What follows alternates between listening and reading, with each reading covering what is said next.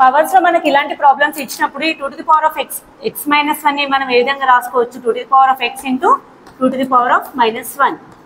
అదే విధంగా 2 to the power of x plus 1 ని 2 to the power of x into 2 to the power of 1 is equal 224.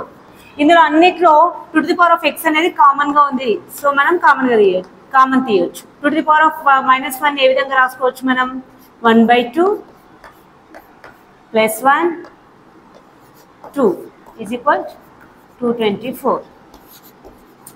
2 LCM అయితే ఇక్కడ ఏమొస్తుంది మనకి 1/2 plus 3 224 2 to the power of 2 3 is 6 6 plus 1 7/2 224.